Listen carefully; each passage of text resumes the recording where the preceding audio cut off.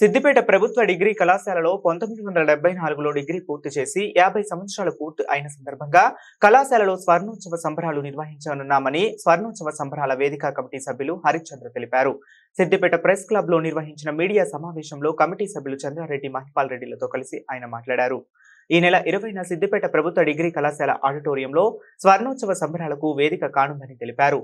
Siddipet government కాలేజీలో 1974 అంటే 1971, 72 ఒక సంవత్సరం, 72, 73 రెండో సంవత్సరం, 73, 74 ఫైనల్ ఇయరు.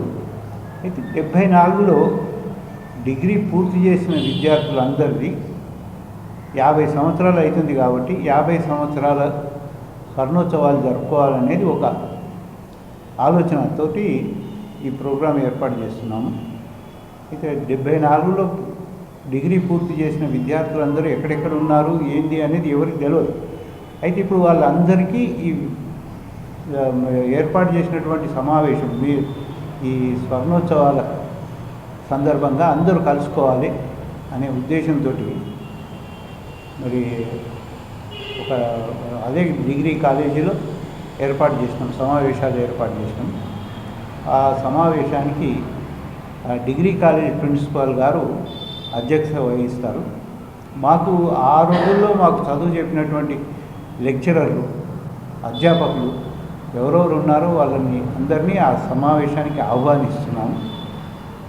అయితే వాళ్ళకి ఆ స్వర్ణోత్సవాల సందర్భంగా మాకు విద్య నేర్పినటువంటి అధ్యాపకులకు అందరికీ సన్మానం చేయాలనేది ఒక కార్యక్రమం నిర్ణయించుకున్నాము.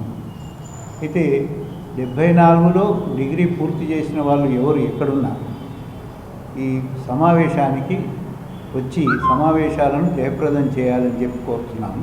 20 డిసెంబర్ 2024 రోజు ఈ సమావేశాలను ఏర్పాటు చేసినాము.